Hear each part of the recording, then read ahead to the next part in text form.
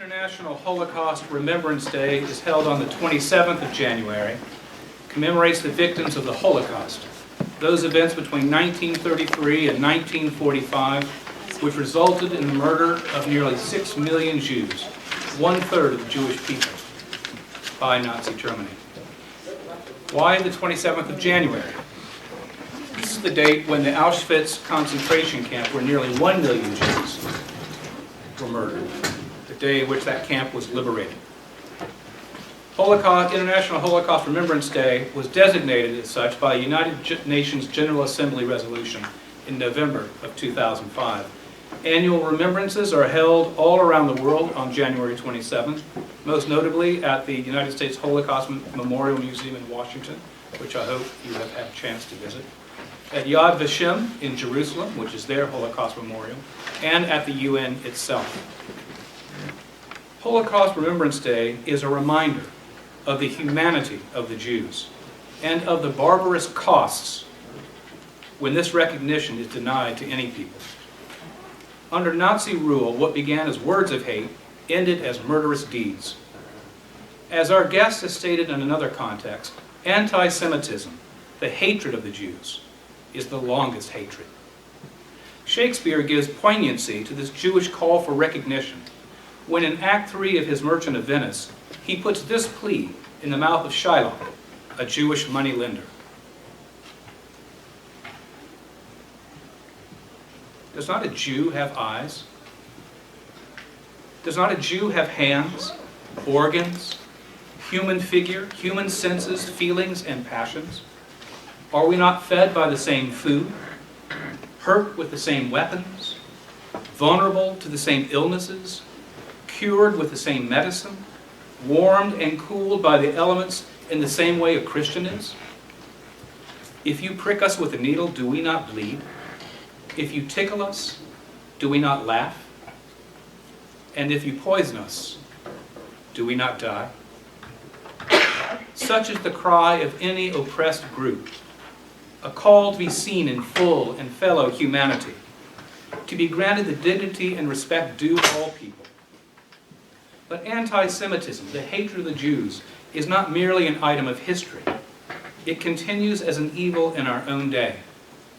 Recently, the Washington Post reported that anti-Semitic attacks in our country have reached an all-time high, with more than 2,700 incidents reported.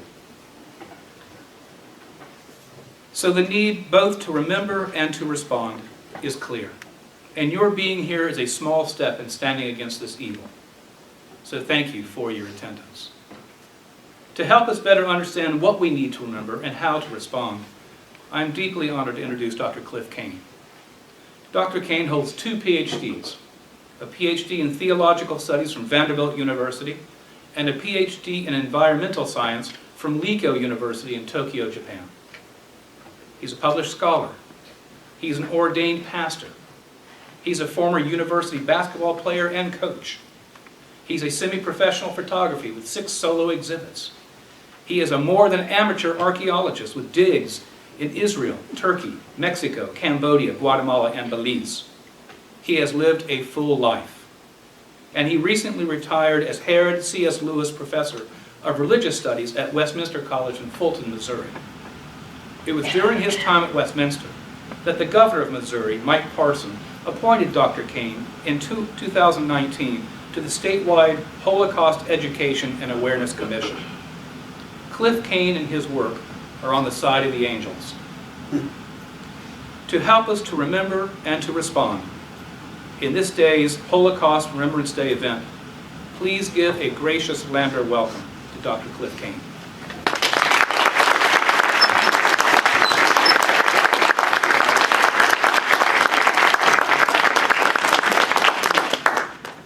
Goodness gracious, I miss the classroom and I miss students. To clarify, I do not miss faculty meetings. I don't miss committee work. I miss students. For 40 years, I was a university professor in a variety of places.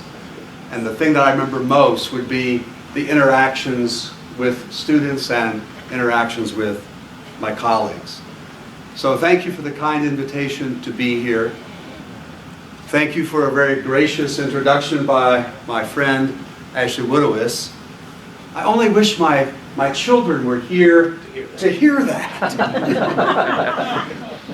You know, I used to be smart and powerful and cool, and then I think when they reached middle school, I became weak, I became a public embarrassment, and I actually was pretty stupid. Maybe they'll come back around again to seeing Dad for a little bit more than that.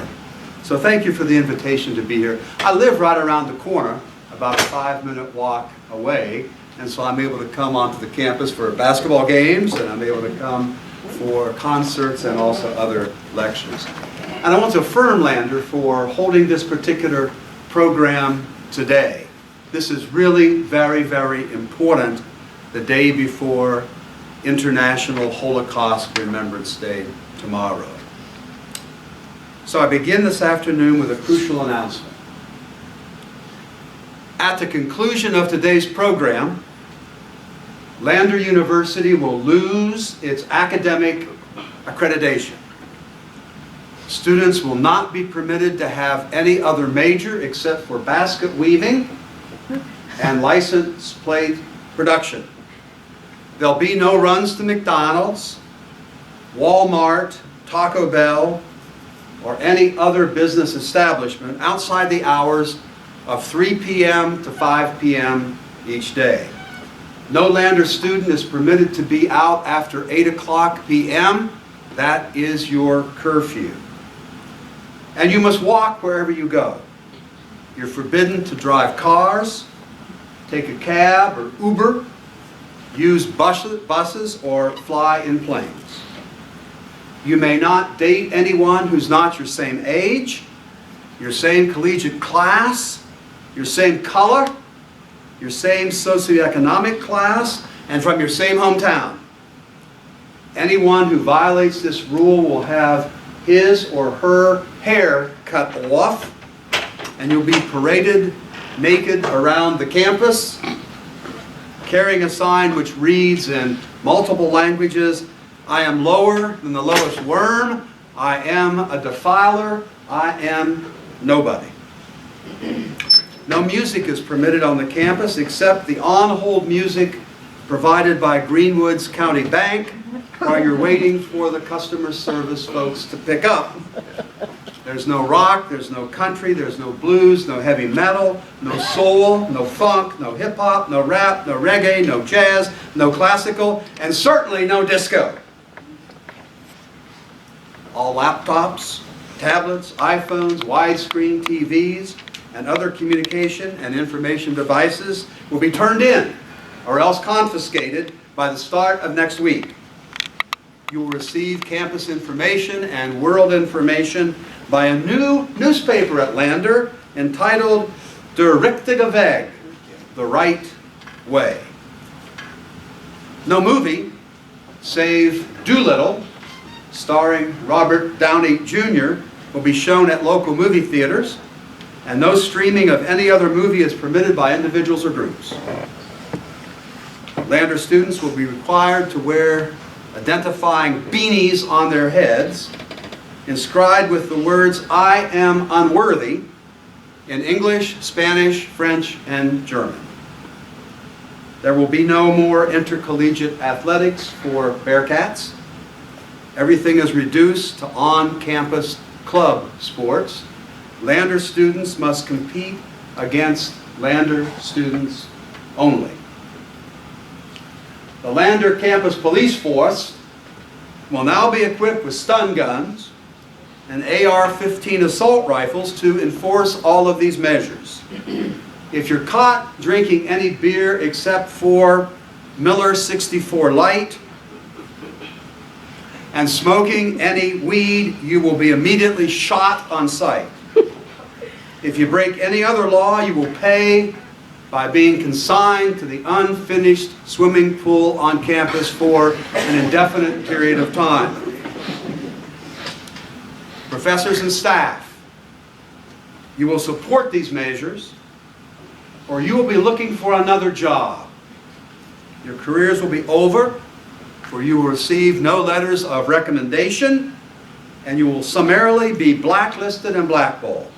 Or worse, you too will be consigned to the unfinished swimming pool on campus for an indefinitely long period of time. Administrators, all of these Lander students are expendable. Even professors and staff, too, are expendable if they do not cooperate. Figure out ways, administrators, to work them as hard as you can, even to their deaths if that's necessary. We will be convening a conference in the President's office tomorrow on International Holocaust Remembrance Day to figure out a final solution to the student problem at Lander University. P.S. administrators, if you do not agree to this, then your positions will be terminated by the powers that be. And you too may be relegated to the unfinished swimming pool on campus indefinitely. You need to know the way the winds of change are blowing. You need to set your institution's sails in that direction. If you don't, you could lose your institution, you could lose your professional lives, even your personal lives. For we know where you live. Come on in, Bill. Sure. You're just in time. Thank you. Sorry. No problem. You just missed all the punishments and restrictions. Okay, folks, I can't carry this on any longer. This is ridiculous. This is ludicrous. It's something that could never happen at Lander University, right? In fact, this kind of insanity could not happen anywhere, right? Wrong. Between the years 1933 to 1945, precisely, analogously, this is what happened in Nazi Germany. Adolf Hitler had risen to power in the wake of a crushed German national spirit after losing World War I. Germany was required by the Treaty of Versailles to engage in very substantial reparations to atone for the damage caused by the global conflict. The German people suffered rampant inflation. Joblessness was at an all-time high. The military had been castrated and depleted. Germany's international prestige had been punctured. Hitler's National Socialist German Workers' Party, abbreviated as Nazis, received just about 1/3 of the vote in the elections in 1932. But it was enough so that the president, Paul von Hindenburg, appointed Hitler as Chancellor of Germany beginning at the end of January in 1933. The strategy was that perhaps having him work alongside you, where you can watch him and perhaps control him, seemed better than him working against you from the outside, where he surely would be subversive and clandestine. Hindenburg died in August of 1934, and Hitler moved very quickly to combine his chancellorship with the vacant presidency of Hindenburg. And then dramatically and calculatingly, he amassed more and more power until he became a dictator who would rule ruthlessly and a demagogue who appealed to the desires and prejudices of the people rather than to their rational thought. One task pressing upon him was that he needed to blame someone for everything that had gone wrong for Germany and everything that was wrong with Germany. The Jews were the prime candidate.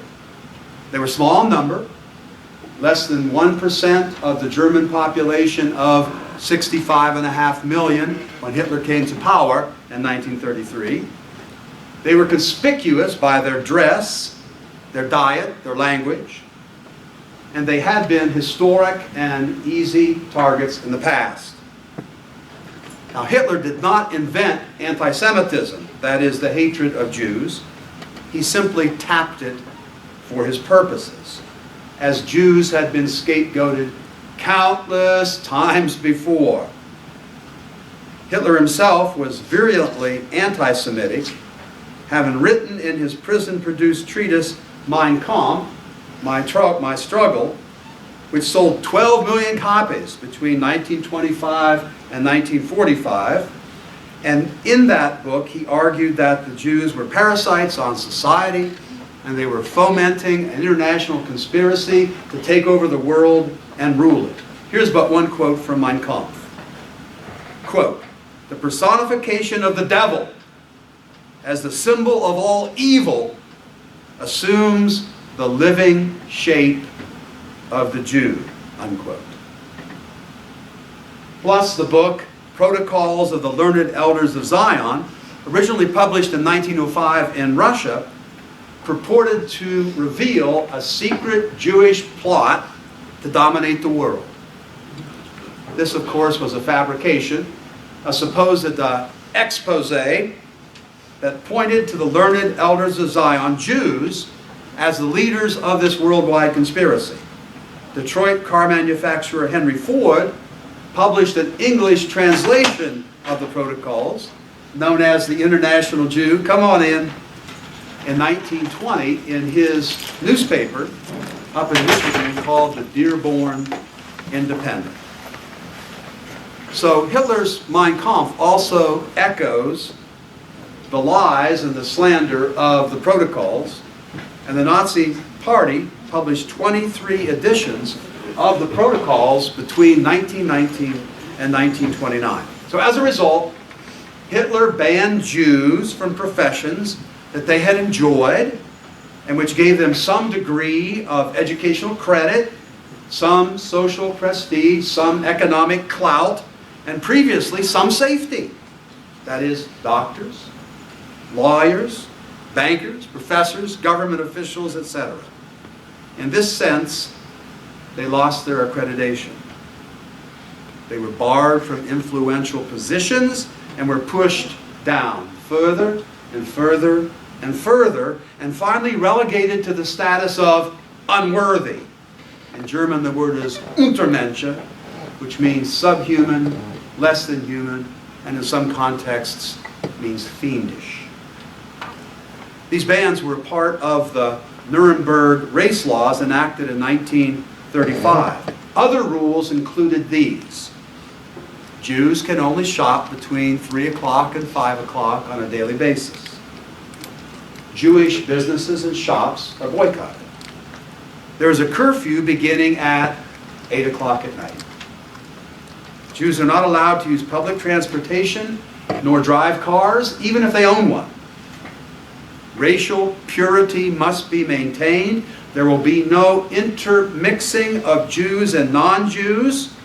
Therefore, no dating, no marriages, no sexual relationships between Jews and Goyim, that is, between Jews and non-Jews, Gentiles. Jews may not listen to music other than that of the German composers. Jazz especially is forbidden. Hitler hated jazz because he thought it was black folks' music. And there had been a group of the occupying force from France that were from Africa. They were black Africans.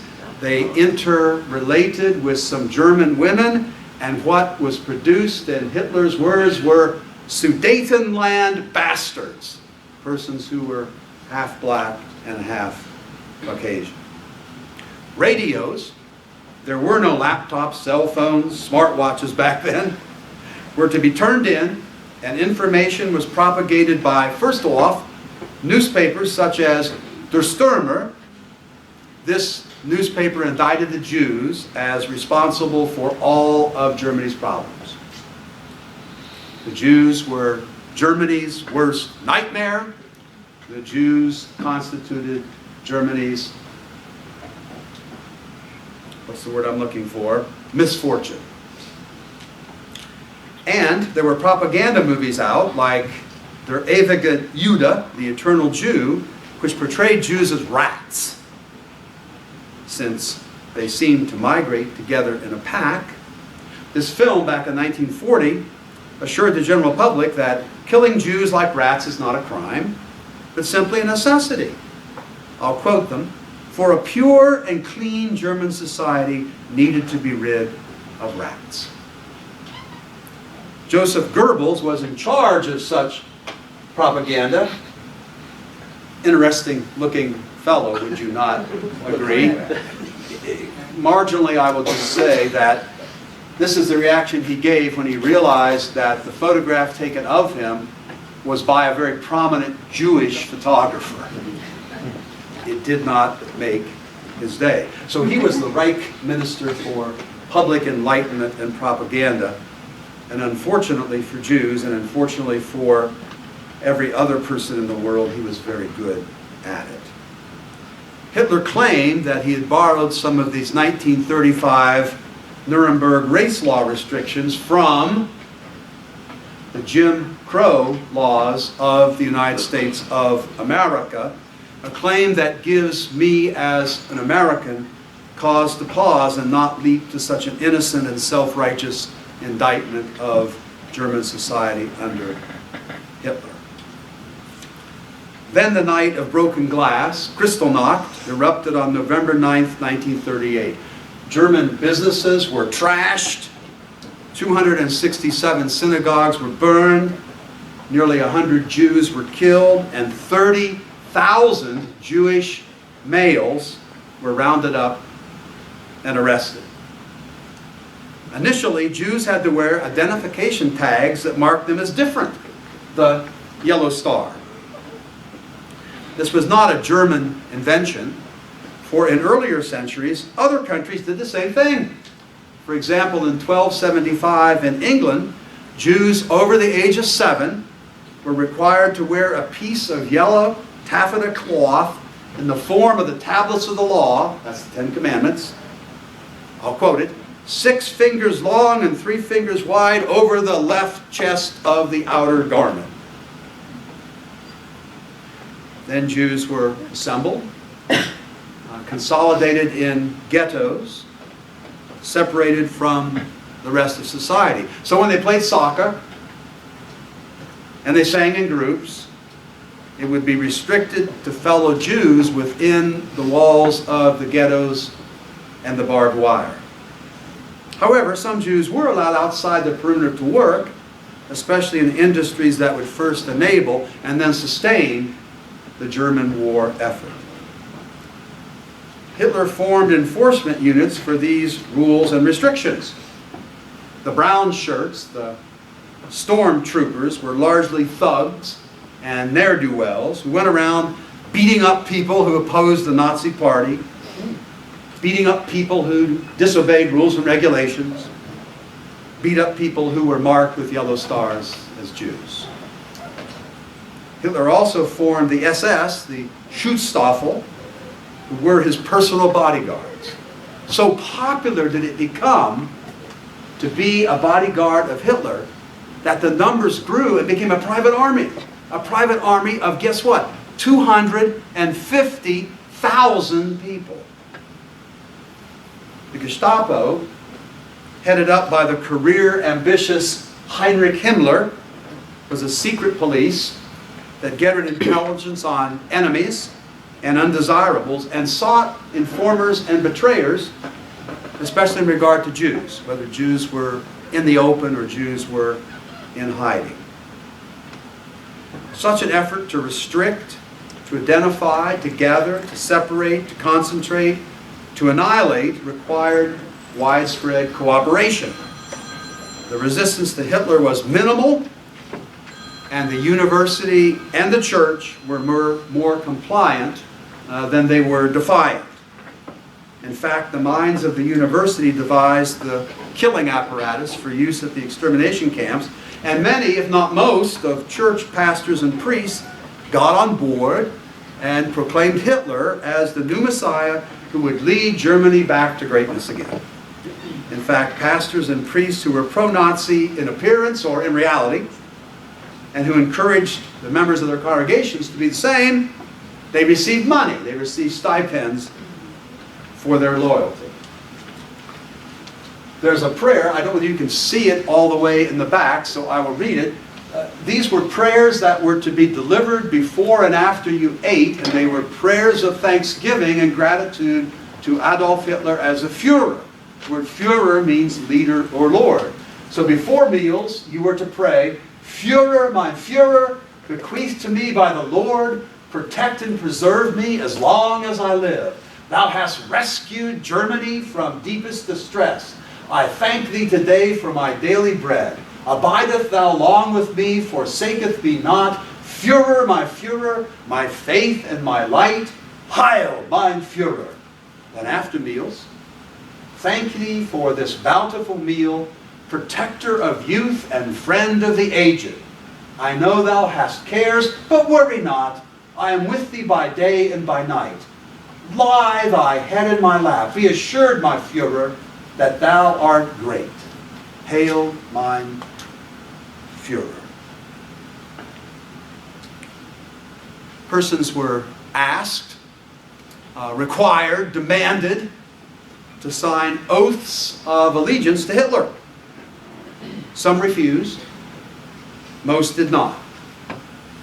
I should mention here that the two most famous Christian theologians of the time, in fact of the entire 20th century, the Swiss Karl Barth, who taught then in Germany, and the German Paul Tillich, left for Switzerland in the first case, or emigrated to the United States in the second case, because of their opposition to Hitler and their refusal to sign an oath of allegiance.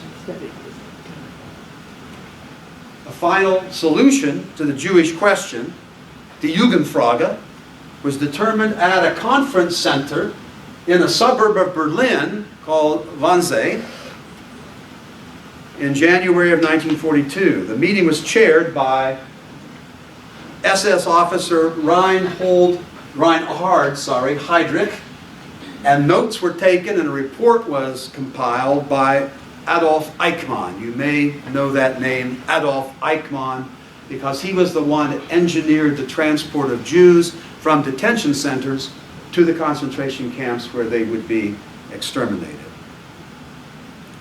Eventually, Jews were sent to concentration camps, purposefully worked to death in work camps such as Dachau in Germany, outside of Munich, and regularly murdered in extermination camps such as Auschwitz in Poland. Well, 6 million Jews were murdered, 1.5 million of them children. But the Jews were not the only victims. Paraphrasing the late Nobel Peace Prize winning Holocaust survivor Elie Wiesel, all Jews were victims, but not all victims were Jews. So in addition to Jews, political enemies such as communists, protesters such as dissident priests and unruly pastors who denounced Hitler's policies, Jehovah's Witnesses. Why Jehovah's Witnesses? Because they resisted military service and they refused to take an oath of allegiance to anybody save God. Gypsies, that is Roma and Sinti. Slavs, such as Russians and Poles. Gay folks and lesbian persons. All of those persons were exterminated as well. So the total killed during the Holocaust reached at least 10 million. And some folks most recently estimate 11.5 million people.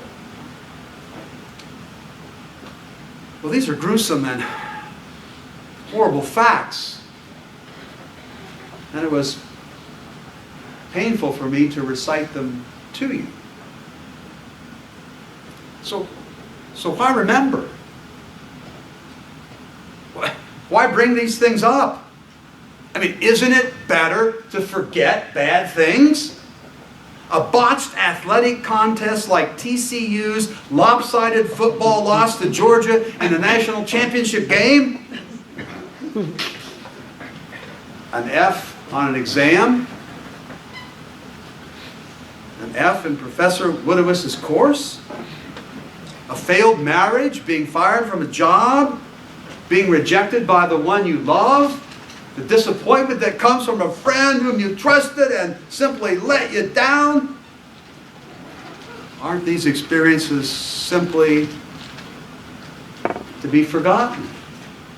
Just let the bad stuff lie. Of course, born in Madrid, philosopher George Santayana said way back in 1905 in his book, The Life of Reason, those who could not remember the past are condemned to repeat it. So he seems to be suggesting we should remember so we don't repeat it. We remember so it won't happen again. Never again is the slogan on top of the mountain fortress Masada in Israel down in the desert. Israeli soldiers take their oath of allegiance to the state of Israel on top of that mountain.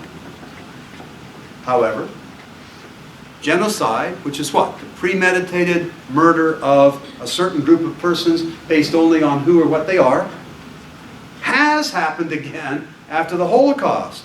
Mao's China in the late 1960s and early 70s, Pol Pot's Cambodia in the mid-1970s, Rwanda in the 1990s, Bosnia-Herzegovina in 1992 to 1995, Rwanda in April to July of 1994, Darfur in Western Sudan in 2003, perhaps the Ukraine in 2022, and preceding the Jewish Holocaust were other ones that people reacted to with the cry, "We must remember, never again, don't forget." Native Americans in the 100 years of the 19th century in the United States.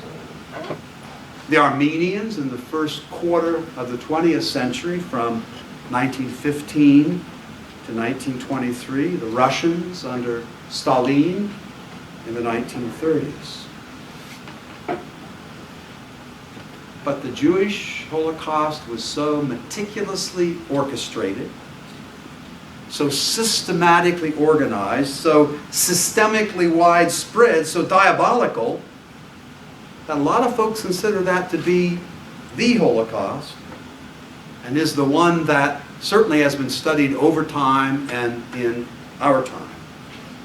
So the Holocaust functions as the quintessence of evil, of humanity's sin, of the absolute corruption of power. Be that as it may, studying the Holocaust can be instructive and it can be cautionary, but that study, that remembrance, can never be fully sufficient to guarantee and preclude that other atrocities will not occur. But I think we must study it and remember it and not let it drift into the catacombs of the unconscionable as too gruesome to recall, too painful to keep in our memory, too destructive of our trust in power and our faith in humankind.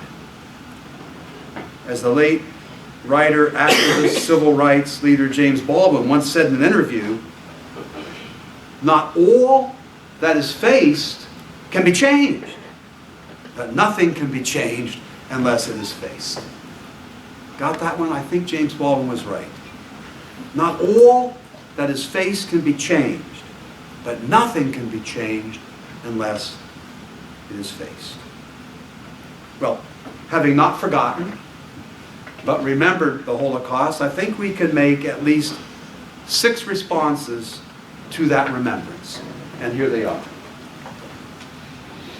First off, remembering the Holocaust can cause us to raise questions such as, people who follow orders without question.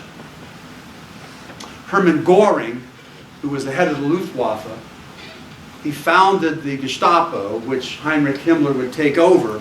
When he was put on trial in Nuremberg, he said, "I was just following orders. I was just being a good soldier." The bystanders who simply watch and do nothing. Ordinary folks who just go with the flow. human beings are capable of. Why only a few chose to resist Hitler and to save Jews. And maybe be inspired by the courage of those who survived, those who rescued, those soldiers who liberated, and those who died. And I think, too, remembering the Holocaust and remembering those who died keeps their death from being totally meaningless. You see, in the Jewish tradition, the death anniversary of loved ones each year is honored and remembered by a light being lit in the synagogue. This is called Yarzeit, and it preserves the memory of people who have died before us. By remembering, they're not forgotten, and by not forgetting, their lives are shown to give meaning. In short, and in a special way, our memory keeps alive those who have died. In addition, remembering the Holocaust can sensitize us to anti-Semitism, the hatred of Jews, simply because they are Jews, and other isms.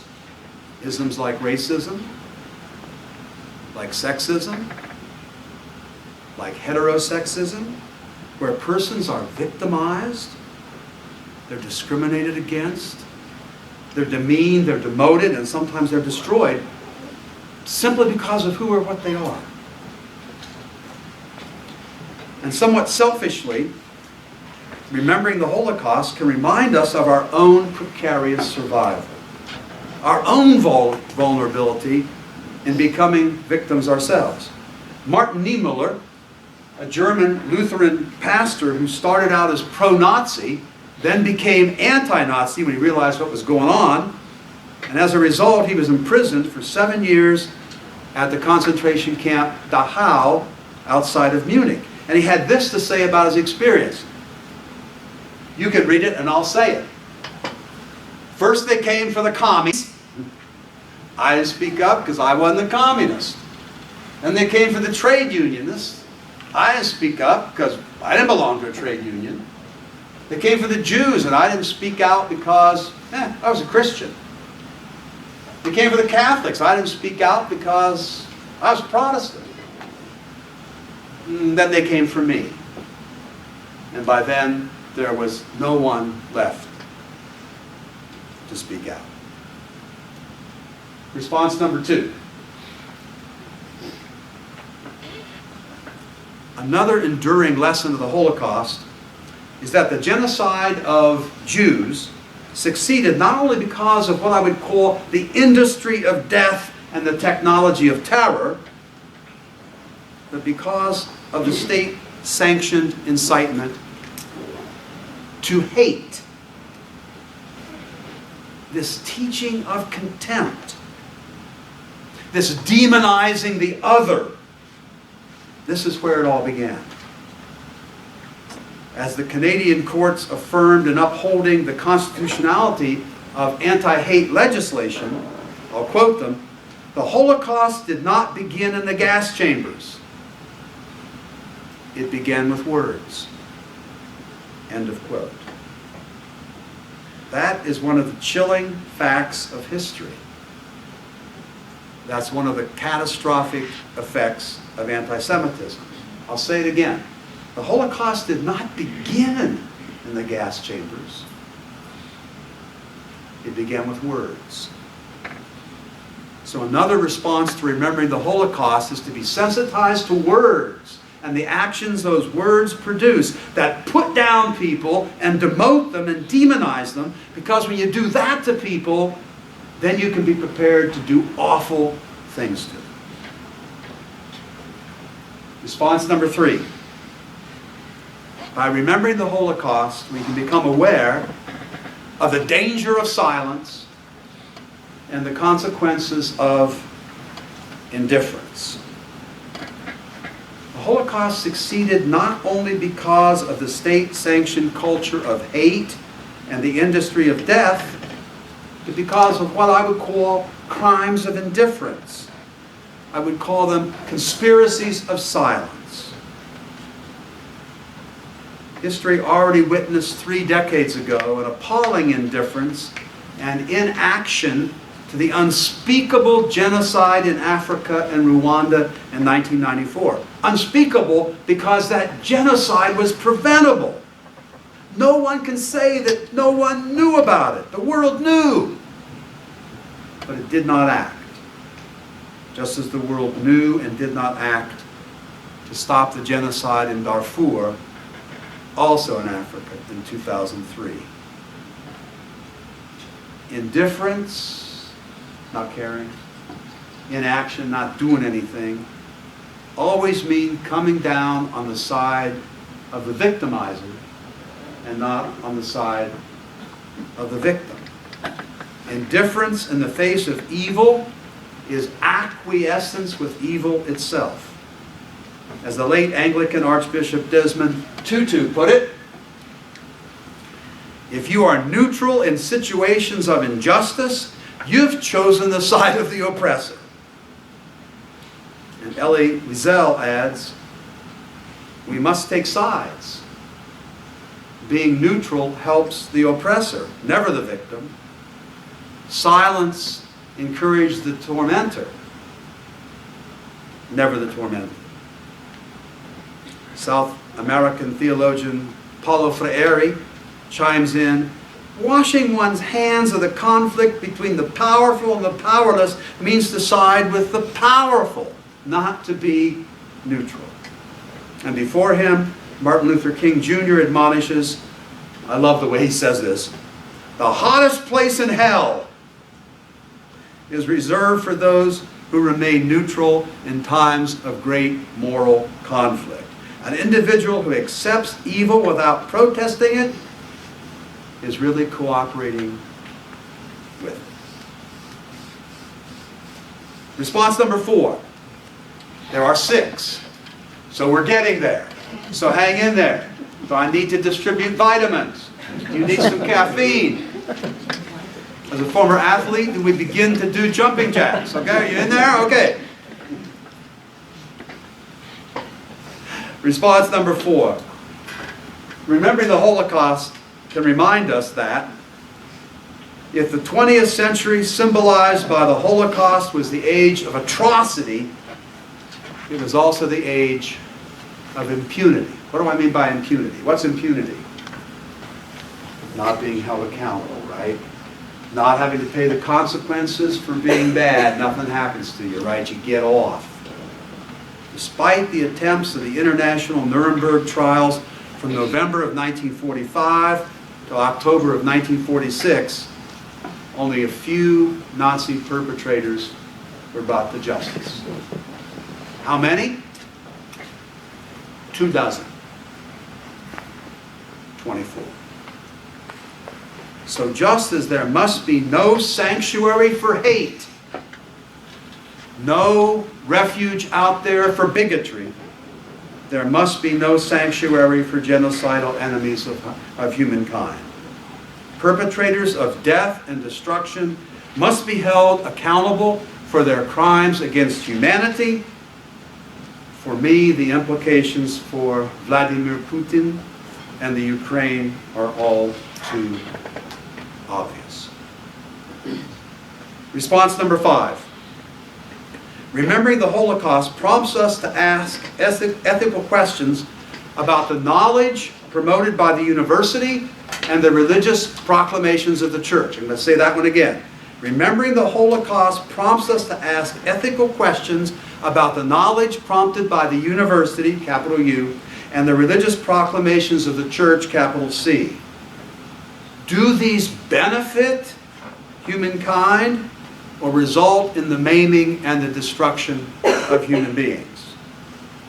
You see, the Holocaust was made possible not only because of the bureaucratization of genocide, as psychiatrist Robert Lifton put it, but because of the complicity of prominent people in the society. Physicians, church leaders, judges, lawyers, engineers, architects, school teachers, university professors.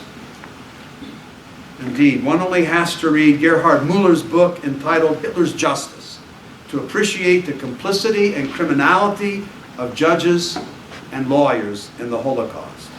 Or to read Robert Jan van Pelt's book on the architecture of Auschwitz to be appalled by the minute involvement of engineers and architects in the design of the death camps and the perfection of what I would call the efficiency of killing.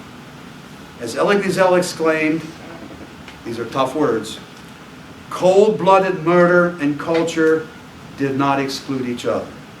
If the Holocaust proved anything, it is that a person can both love poems and kill children. Well, as an academic, a retired professor, and as a Christian, an ordained clergy person, I'm hit hard. Because what I just shared with you strikes at the heart of the issue. Education has to repent of ways and tendencies that have not contributed to the health and the progress of society and the world, but things that were co-opted for harm and regression. The eugenics movement at the beginning of the 20th century is but one example. And the scientific basis for the inferiority of African Americans is yet another. The late Benjamin Mays, from our area of the state and our area of the country, and a mentor to Dr. King, said this about education, knowledge and morality during the time he spent 27 years as the president of Morehouse College in Atlanta, Georgia. He said this, "I am uneasy about human beings because we have no guarantee that when we train a person's mind, we will train that person's heart. No guarantee that when we increase a person's knowledge, we will increase the person's goodness. There is no necessary correlation between knowledge and goodness." He went on to say that the university must constantly raise questions about the moral use of knowledge. That is, how academic inquiry might be used to benefit the human family, not to maim it and not to destroy it. And from my perspective, having knowledge is not the end game. Lander University has failed you if you leave here with a bunch of facts and figures in your head. It's not failed you if it's motivated you to do something with that knowledge to help other people and be a servant of all. And as a person of the church, I go to First Pres here in town, right? The church also has to repent of its contribution to death and destruction, and more specifically to repent of its proclivity to endorse anti-Semitism. The Crusades are but one blatant and disastrous example, where the church's rounding up and murder of Jews in the late 14th century is yet another. And equally important from where I'm standing and how I see it, the church must never forsake its mission to be a prophet to the conscience of society. The church must not renege on its mission to be a prophet to the conscience of our society. Now, clearly it's unfair and it's fruitless to saddle the church with being the conscience of the society. As noted, the church's own history is not morally clean enough. It's not thoroughly righteous enough to be that. And some of the church's practices have been contrary to the health and well-being of the society and the world. Nevertheless, the church has to speak out and speak up for those who are being demeaned and those who are being treated unfairly. If it does not, then this crucial aspect of its mission has been lost in the midst of preaching and teaching and evangelism. Response number 6. We're nearly at the end.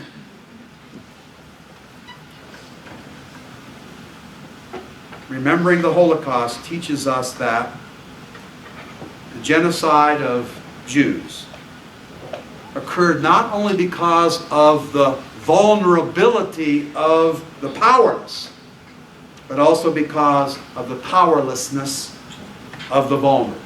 Got that?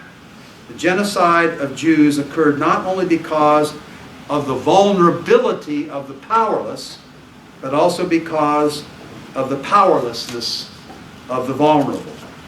It's not surprising to me that the triage of Nazi racial hygiene, that is the 1933 sterilization laws, the Nuremberg race laws of 1935, and the T4 euthanasia program, which killed 10,000 children and 90,000 adults who were mentally challenged and physically infirm. It's not surprising to me those programs targeted those, quote, whose lives were not worth living.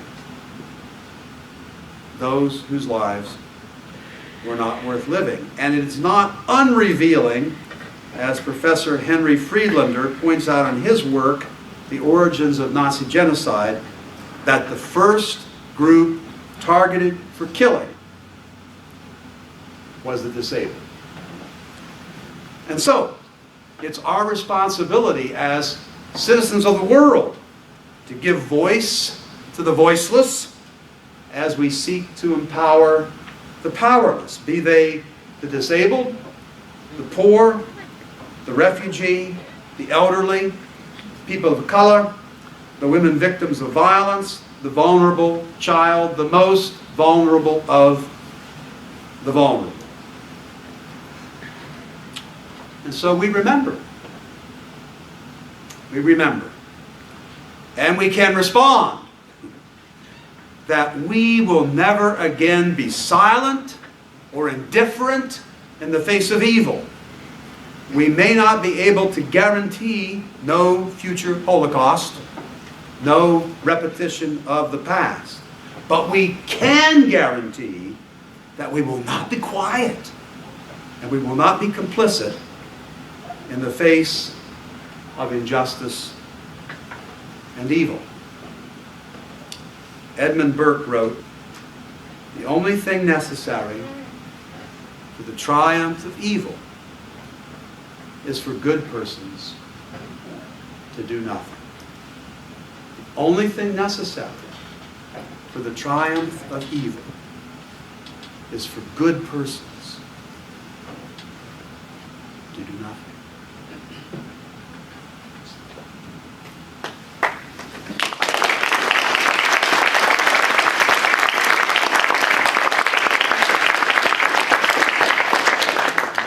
Well, it was an honor to be here. That's a lot of information in a short period of time. I call that information overload. If you can't tell, I feel very passionately about this topic. And the time that we have remaining, which according to my watch is 15 or 20 minutes. 15 or 20 minutes before you are liberated. I know you're going, wait. Doesn't time move faster? Remember what Einstein said? They asked him to explain the theory of relativity. And he said, you know, if you're with someone you love, hours seem but a minute. If you touch a hot stove, that instant seems like an eternity.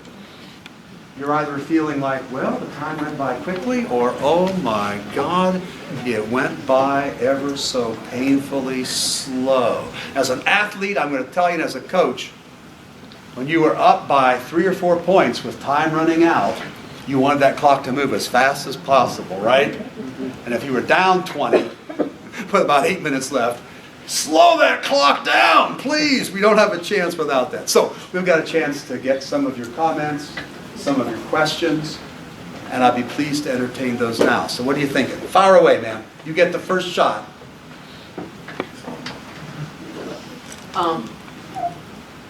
Using your, I think you said you're Christian. Yes, I am a Christian. Your, grounding in divinity, one that has been called. What I'm going to ask borders on a cliche. Okay. But I haven't heard the answer from you. And so among your circles, among your scholastic friends, God looked on. Why was this allowed to happen? All of these horrible tragedies. I know it's a cliche, No, but I have no. not heard your response. No. That is a perennial question. As a matter of fact, believe it or not, and this is no commercial message, I'm writing a book on that topic at this very moment in time. Let me just say a couple quick things in response to a very good question. What she's basically said is, hey, where's God in all this? Right? Richard Rubenstein, the famous Jewish scholar, in his book After Auschwitz, said, after Auschwitz there cannot be belief in God. So, a couple of quick options. One Jewish response is to say, what did we do to deserve this? Vey. What happened?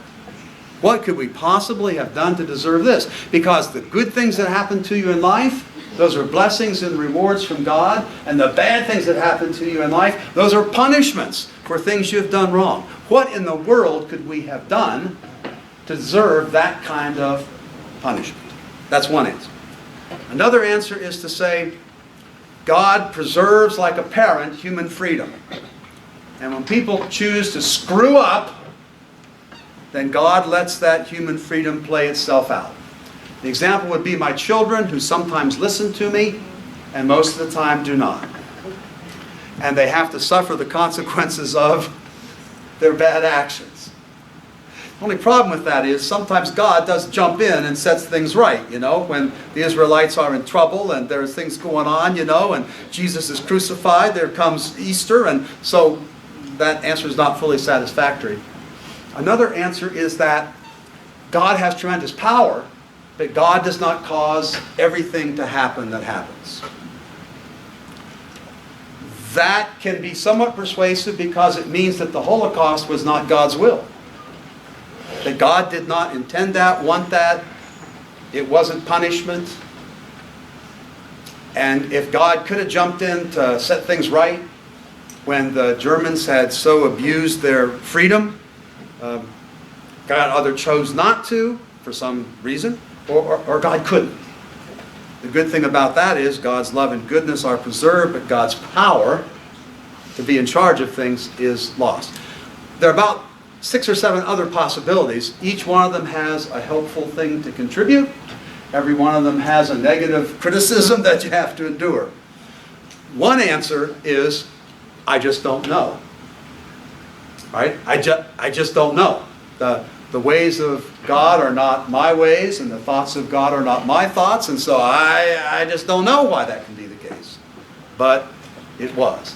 So, my book, again, a commercial message. I apologize for this. It's not even fully written yet. I did it in the wake of COVID. I'm working on it in the wake of COVID. How does COVID as a pandemic relate to the goodness and the love and the power and the will of God? So I'm working on it. So that book will be $18.95, and I'll make sure you get a copy. And you had the first question. Okay, I'll try to be briefer in handling other ones, but you asked a really hard question. Thank you for that. I was going to say that I'm a Christian, non-denominational, and I believe that God gives us all free will. Say a little louder, I please. said I'm Christian, non-denominational, and I believe that God gives us all free will. He doesn't control what we do. He creates us, and we're put on this earth, but He can't control every little thing that happens. It's just a matter of having faith in Him. So I believe that one of your explanations is right, that God doesn't, it's not a simulation. We control exactly what happens. Everyone has their own free will. Yeah. So you go with the free will thing that puts the Holocaust at the hands of the Nazis, not at the hand of God as some kind of punishment. Yeah. I can appreciate that. And we can spend the whole time talking about these options in what in Christian theology we call theodicy. That is an explanation as to how God could be powerful and good, and yet the enormity and the depth of human suffering and evil. And I'm willing to do that, but maybe there's some other questions more specifically about Holocaust things. Far away. Yep. Yes. In terms of, you mentioned that the Nazis took inspiration from Jim Crow laws and stuff like that. Was there, after everything has been chronicled, it obviously took years and years and years, but was there ever any, implication upon at least Southern society based off of, we co-opted what you did to this group of people and used it against another group of people? Was there ever any change in people here like leading up to like the Civil Rights Act and everything. Was that Okay. ever any implication? Okay, Was that did ever? y'all hear his question? He's asking about the Jim Crow laws, right? And I live in the South now, right? But don't you for a second think that we Yankees didn't have that kind of stuff up north. I mean, don't you be thinking for a second that, oh, I lived in the South and so Jim Crow. No, we were just more subtle about it. You know? Blacks had to sneak in the theater through the back door and sit in the balcony. Right? So it was subtle. I think the comparison between the kind of separation of folks in Nazi Germany and the kind of separation of whites and blacks in the United States is strikingly similar. Strikingly similar. Embarrassingly similar, right? And I think you can also find that in our treatment of Native Americans. A quick little story to illustrate. When I was younger, and yes, I was younger at some point. Now I'm just over the hill and at least 200 years old. But when I was younger, I was interviewing some people in Dachau, and I was asking them questions about what they had seen, because the train depot's right in the center of town, and when they would bring Jews there to go to the concentration camp of Dachau, you had to parade them in there and those terrible kind of clothing uniform things to the concentration camp. So I was asking people, did you know this was happening? Did you see this? Da, da, da, da, da, da, da, da. And of course they did see that. But they finally just said, stop it. In a way they said, shut up. Okay. He said, when you can explain to us how you treated the Native Americans in the 19th century, then we're willing to answer your questions about how we treated the Jews in the 20th. So I had a bit of humble pie at that moment, right? Because you can protest certain things, but you can't be so self-righteous, you see, as to say, well, I come in here with a morally superior point of view, and I'm just going to ask you how you treated the Jews. When reading the history of Native Americans, or reading the history of African Americans jerked out of Africa and brought here not of their own volition, said, hey, I think I'd like to pick cotton today. I think I'll go to America. Right. Then you realize we can't be self-righteous. We cannot make judgments about other folks, but we still have to be able humbly and humanitarianly protest things that simply demean other people. And my favorite example of this, and then more questions, I'm enjoying this. If a cockroach runs across the floor, a palmetto bug, as I learned they're called here in South Carolina, and I squish it, Thank you, Bryson. Are you going to complain to Professor Woodowis and the dean's going to come running here and say, ooh, Cliff Cain came in here and killed a palmetto bug? No, you're not. Right? Okay, now a kitten comes into the room and I grab it and I strangle it. Ooh, I think the dean's office is going to have a whole horde of people jumping in there saying, you know what that blankety blank Cliff Cain did? Why is that? Because in the chain of being of life, the higher levels, the more conscious levels, if you will, I'm not saying the better levels, because as an environmental scientist, I recognize the contribution that all species make to ecological health and well-being, right? But a palmetto bug seems to be so far beneath us as being subhuman that we don't necessarily pause in terms of killing it. What does that mean? It means that if you treat other people as less than human, and you push them further and further and further and further down. And Hitler called Jews lice. He called them rats. when you hear that kind of language and you sense that kind of imagery being put forth, that's your time to let the antenna go up and get your hands busy and get your voice busy, because bad things are going to happen to those people. The way you view people will influence the way you treat them. And if you see them as Untermenschen, subhumans, then you can be prepared to do very, very nasty, brutal things to them. Okay, I'll get off my soapbox for a second. There's a question back there. Yeah, Thank you for your patience. Oh, you're doing great. I want to say you did a great job. And it was kind of personal to me because all relatives of all my grandparents were killed here. But what's your opinion of the so-called critical race theory issues going on in public education now? Say it a little louder so I can hear. What's your opinion of the so-called critical race theory issues going on in education now? Okay, say one more sentence so I'm on board with you and everybody else is on board with you as well. Just one more sentence. In addition to what I said? Yeah. In terms of, when you say critical race theory, what do you mean by that phrase? Are we not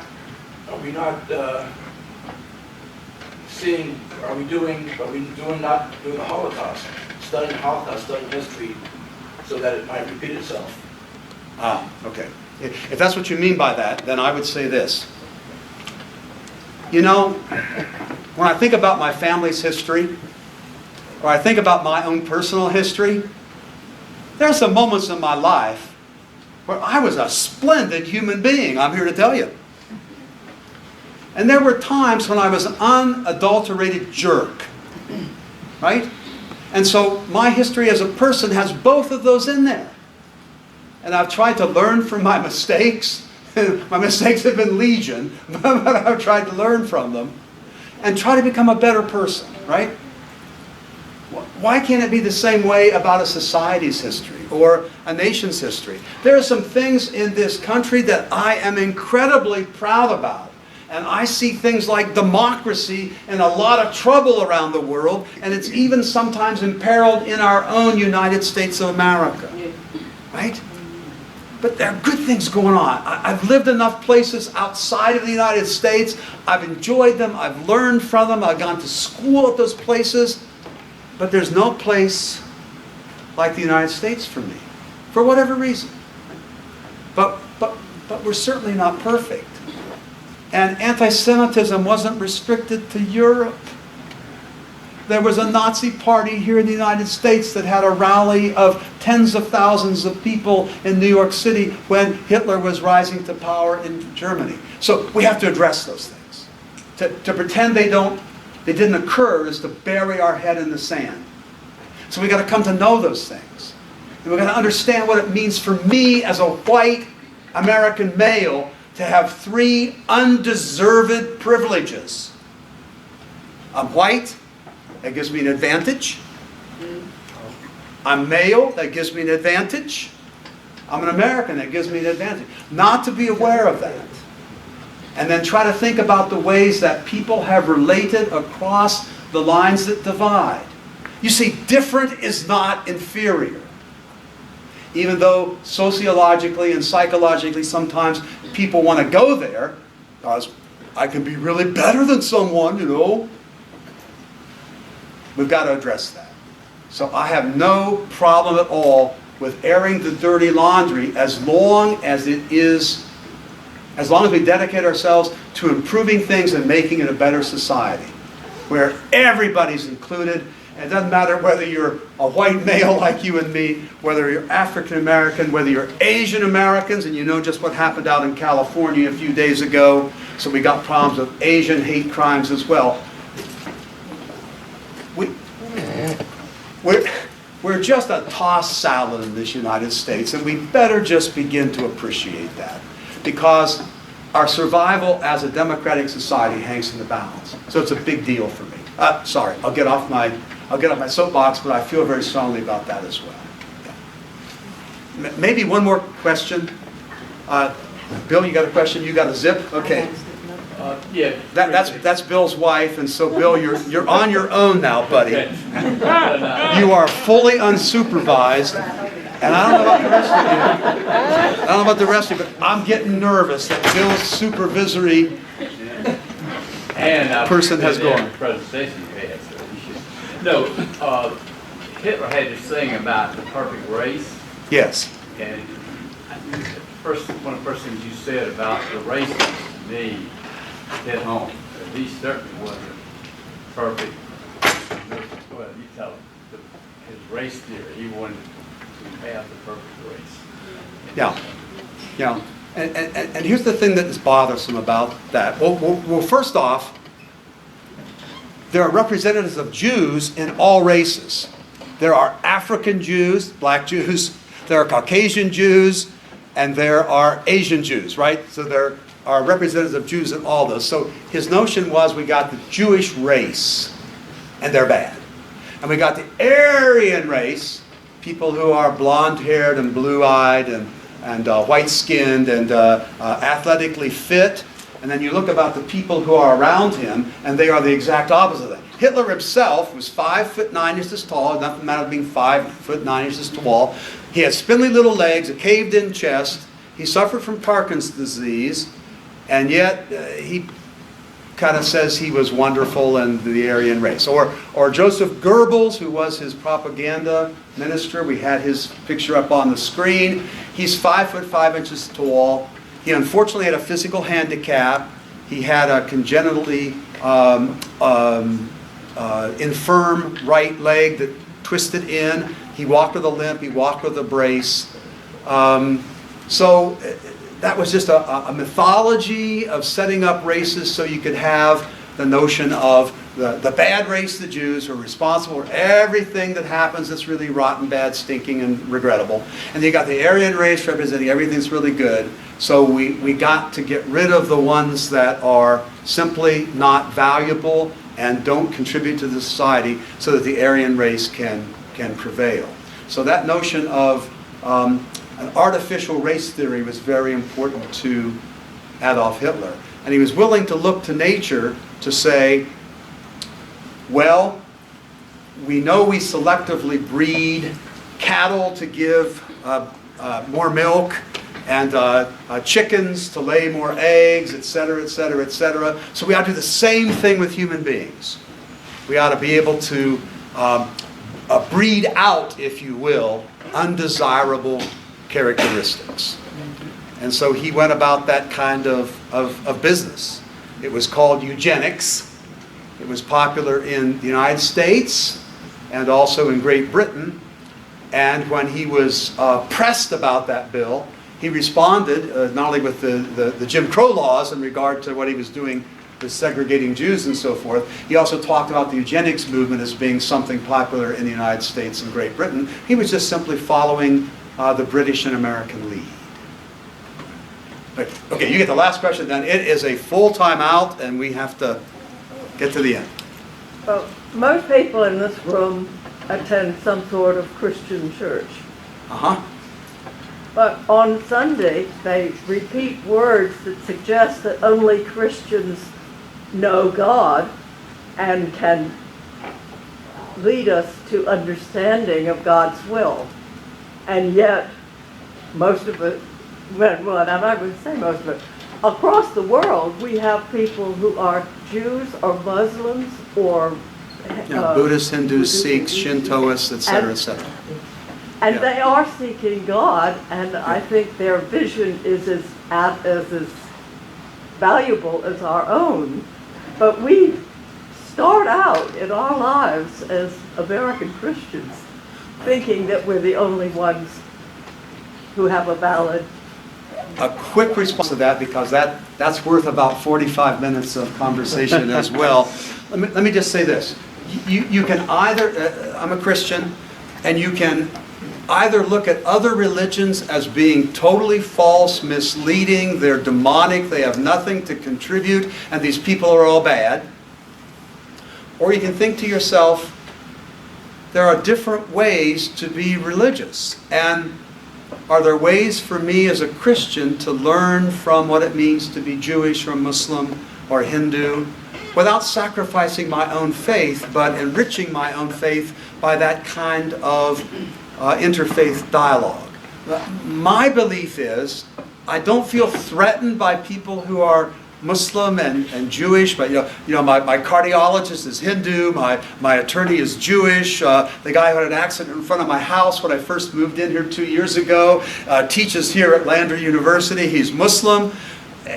I've not ever worried that talking with those folks would apply a kind of anesthesia that would put me to sleep, and while I was asleep the heart of my faith would be ripped out. I've always thought I've become a better Christian by my conversations and my relationships with other people. So I actively seek that out. I'm not threatened by that. I think I am enriched by that. I don't say I'm right. Other people will disagree with me. I'm just saying that that's the way I do it. That's the way I do it. Again, I think we're better for the more diversity that we appreciate and celebrate and learn from. Whether it's And we race, have to be economics, careful. nationality, religion, political points of view, we're better off because of the diversity. Well, we're calling a full time out. Thank you very much. This was a lot of fun.